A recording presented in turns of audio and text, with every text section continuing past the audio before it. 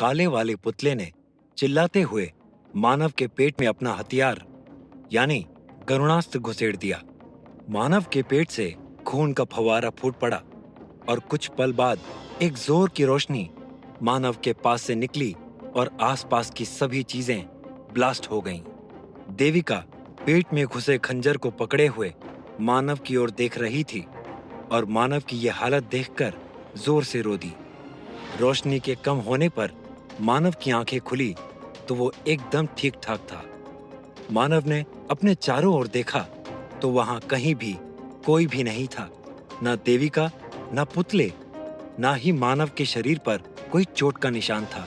मानव चारों ओर घूम घूम के जगह को देख रहा था। तभी उसके पीछे से आवाज आई, चौंके हुए हो? कुछ समझ में नहीं आ रहा है कि ये क्या और क्यों हो रहा है। अपने ख्यालों में खोए मानव ने अचानक से आवाज सुनी तो चौंक गया। उसने पीछे पलटकर देखा तो सफेद संगमरमर के पत्थर की बनी हुई एक बड़े बाबा की मूर्ति से आवाज आ रही थी। मानव आगे बढ़कर बाबा के पास गया और बोला, ये मैं कहाँ हूँ? क्या मैं मर चुका हूँ? आप कौन हैं? और देविका? देविका कहाँ है? बाबा चलते हुए मानव के पास आए और बोले, मुझे पता है मानव कि तुम्हारे पास कई सवाल हैं और मैं इतने सालों से यहाँ पर इसी दिन के इंतजार में हूँ कि कब तुम आओगे और मैं तुम्हें वो सब दे पाऊंगा जिसकी तुम्हें जरूरत है और जो तुम्हारा है। मानव बोला, लेकिन आप हैं कौन? और ये भी क्या किसी प्रकार की कोई पहेली है जिसे मुझे समझना है? बाबा धीरे से मुस्कुराते हुए बोले, नहीं, अब तक जो तुम्हारे साथ हुआ वो बस वहीं तक था। तुम अपनी हर परीक्षा में सफल हुए हो। अब किसी प्रकार की कैसी भी परीक्षा की जरूरत शेष नहीं बची है। मानव परेशान सा बोला, लेकिन ये सब हुआ क्यों? मुझे और मेरे साथियों को इतना परेशान क्यों किया गया? बाबा मानव के कंधे पर हाथ रखते हुए बोले, मानव, सोना आग में तप कर ही निखरता है। तुम गरुड़ दल के होने वाले राजा हो। कल को तुम गद्दी पर बैठोगे और सोचो, अगर तुम उस लायक ही ना होते तो प्रजा का क्या हाल होता। परीक्षाएं, कठिनाइयां आदमी को निखारती हैं। मानव बाबा की ओर देखते हुए बोला, आपने अब तक अपना परिचय नहीं दिया। बाबा मुस्कुराते हुए बोले, मेरे परिचय से तुमको कुछ हासिल नहीं होने वाला है। मेरे परिचय से भी ज्यादा जरूरी इस जगह के बारे में जानना है। अपने बारे में जानना जरूरी है।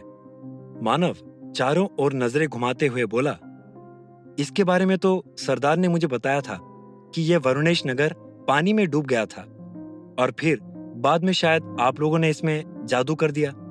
बाबा मुस्कुराते हुए बोले, हर बात जो बड़े लोग बताएं वो कभी कभी सही भी नहीं होती है। इस जगह पर घूमकर और चीजों को देखकर तुमको इतना तो समझ में आ गया होगा कि ये जगह गरुड़ दल से संबंध रखती है। मानव बोला, हाँ, वो तो मैं जब आ रहा था तभी मुझे बताया गया था कि यहाँ मेरी माँ का हत्यारा आकर छिपा था और यहीं उनका स्पिरिट स्टोन भी है। बाबा मानव को एक कोने में ले जाते हुए बोले, हाँ, ये बात सही है कि तुम्हारी माँ का स्पिरिट स्टोन और तलवार यहीं पर है और वो हत्यारा यहाँ पर आया था।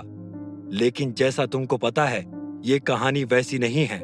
मानव आश्चर्य से बाबा को देखते हुए बोला, आपका क्या मतलब है कि अब तक मुझे जो बताया गया है वो गलत बताया गया है? बाबा मानव को कोने में बनी एक तस्वीर को दिखाते हुए बोले, ये मनस्वी की तस्वीर है। इसके कंधे पर बैठे इस गरुड़ को देख रहे हो? मानव ने हाँ में सर हिलाया और बोला, ये तो वही गरुड़ है ना जो गरुड़ मंदिर में थे? मानव थोड़ा दुखी होते हुए आगे बोला, मैं इनसे मिला हूं। इन्होंने मुझे बचाने में अपनी जान गंवा दी।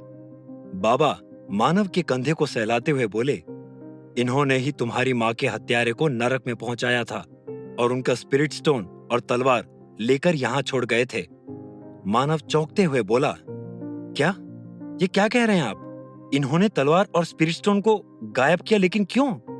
बाबा अगली तस्वीर दिखाते हुए बोले, इसमें देखो, इसमें तुम्हारी माँ छोटी है।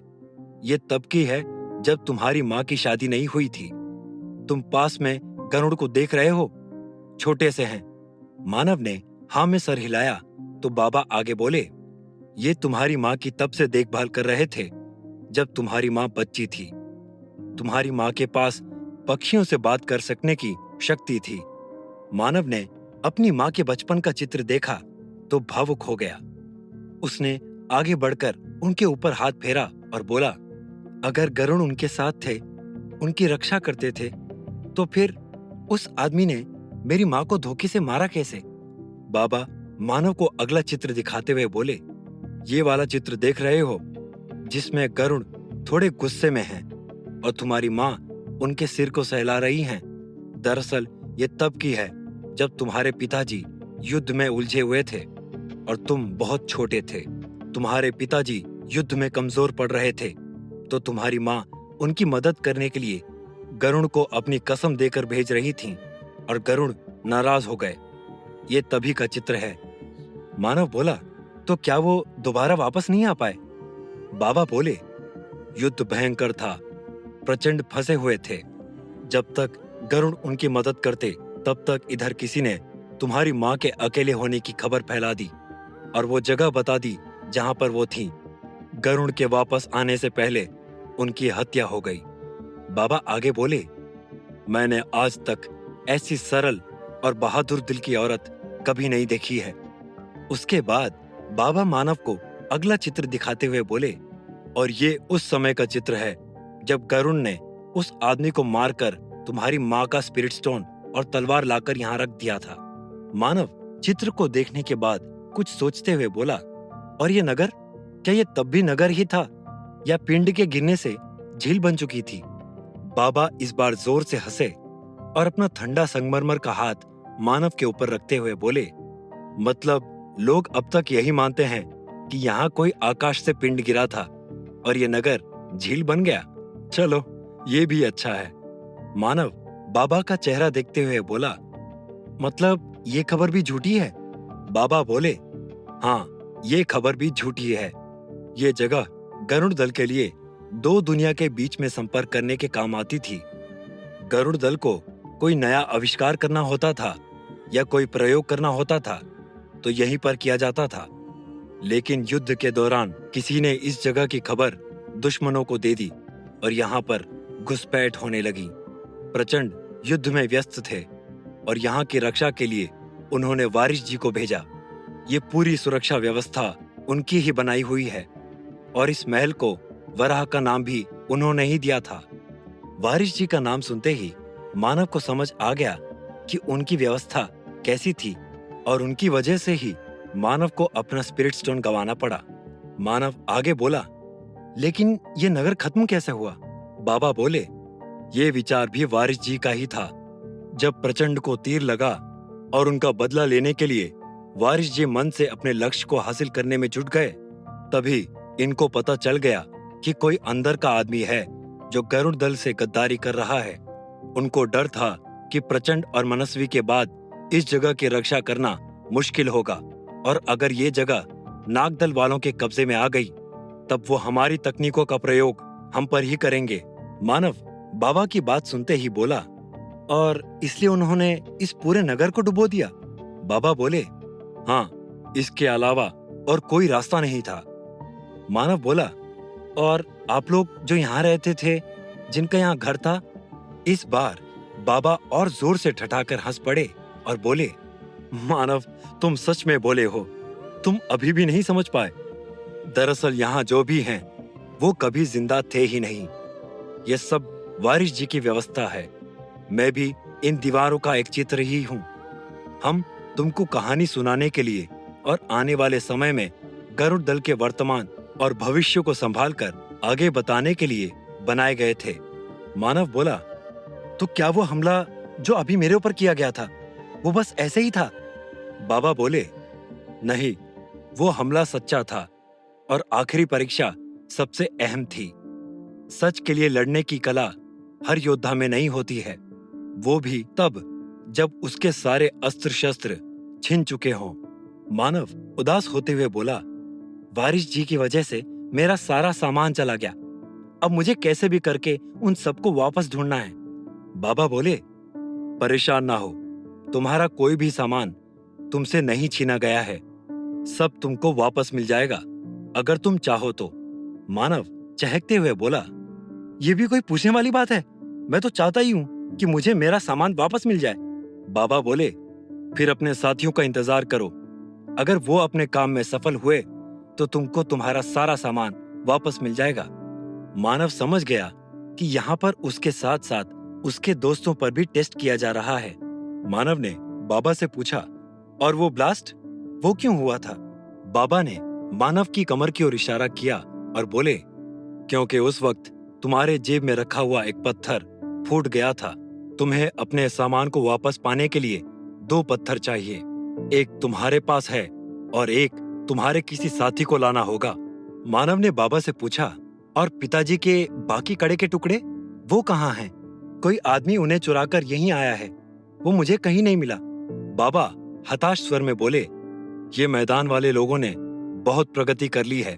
मैं भी उनको ढूंढ रहा हूँ, लेकिन उनका कहीं कोई पता नहीं चल रहा है और हमारे कुछ डिवाइस भी अभी काम नहीं कर रहे हैं। मानव को प्रदीप की बात याद आई और वो बोला, क्योंकि यहाँ पर कोई भारी भरकम मैग्नेट है जिसकी वजह से डिवाइस डिस्टर्ब हो जाती हैं। बाबा बोले, मैग्नेट यानी चुंबक ना? मानव ने हाँ में सिर हिला दिया तो बाबा बोले, हम कोई चुंबक क्यों लगाएंगे जब उसमें हमारा ही नुकसान होगा। बाबा की बात सुनकर मानव चौंक गया। मानव ने मन में सोचा, बाबा की बात सही है। आखिर जब उससे इनका ही नुकसान होगा तो ये क्यों ही मैग्नेट लगाएंगे। तभी मानव को प्रदीप की कड़े के टुकड़े चुराने वाली बात याद आ गई। मानव चिल्लाते हुए बाबा से बोला, बाबा खतरा, ये जगह बहुत बड़ी मुसीबत में है। बाबा चौंकते हुए बोले, ये क्या कह रहे हो तुम? कैसी मुसीबत? मानव दरवाजे की तरफ देखते हुए बोला, क्या इस जगह को सिक्योर करने के लिए कोई कंट्रोल रूम जैसा कुछ है? बाबा बोले, कंट्रोल रूम वो क्या होता है? मानव चारों ओर देखते हुए बोला, ऐसी जगह जहां से इस सारी जगह की एनर्जी यानी ऊर्जा को कंट्रोल किया जा सके। बाबा मानव को इशारा करते हुए बोले, हाँ, इस ओर एक बड़ा सा कमरा है, अंदर तहखाने में एकदम सेफ है, सारी ऊर्जा वहीं से आती है। मानव बाबा को आगे चलने का इशारा करते हुए बोला, उन लोगों ने इस जगह के सिस्टम से छेड़छाड़ करने की प्लानिंग की है। उनके पास एक बड़ा सा मैग्नेट है, उसी से वो यहाँ की एनर्जी से छेड़छाड़ करेंगे। बाबा तेज कदमों से चलते हुए बोले, लेकिन वो जगह तो बहुत सिक्योर है, कोई गरुड़ दल का पुराना सदस्य ही उसे खोल सकता है।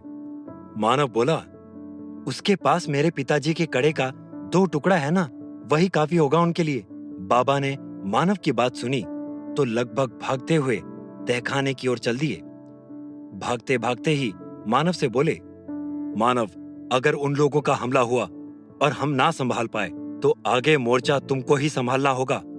मानव बोला, वो तो ठीक है बाबा, मैं अपनी आखिरी सांस तक इस जगह की रक्षा करूंगा, लेकिन मेरे पास ना मेरा हथियार है ना कवच। बाबा सीढ़ियों से उतरते हुए बोले, अब उस कवच को और उस हथियार को भूल जाओ, तुमको नए हथियार और नए कवच की जरूरत पड़ेगी। मानव बोला, लेकिन मुझे वो मिलेगा कैसे? बाबा बोले, उसे तुम नहीं पा सकते हो, अब तुम्हारे शस्त्र ही तुमको ढूंढेंगे, अगर तुम्हारे साथियों ने तुम्हारी मदद की तो। मानव बाबा के पीछे तहखाने के दरवाजे तक पहुंच गया और बोला, और अगर वो मदद ना कर पाए तो फिर क्या होगा? बाबा दरवाजे पर अपना हाथ रखकर बोले, फिर ईश्वर ही मालिक है, जो वो चाहेगा वही होगा, और जो हम लोगों से हो सकेगा हम करेंगे। बाबा की बात खत्म भी ना हो पाई थी कि एक जोर का धमाका हुआ। बाबा और मानव उड़कर दूर जा गिरे। क्या मानव के साथी कर पाएंगे उसकी मदद? क्या मानव को मिल पाएगा उसका हथियार? क्या बचा पाएगा मानव वरुणेश नगर को बर्बाद होने से? आखिर कौन है ये लोग जो हैं बारिश की टेक्नोलॉजी से भी आगे? जानने के लिए सुनते रहिए पक्षी राज, सिर्फ और सिर्फ पॉकेट एफएम पर।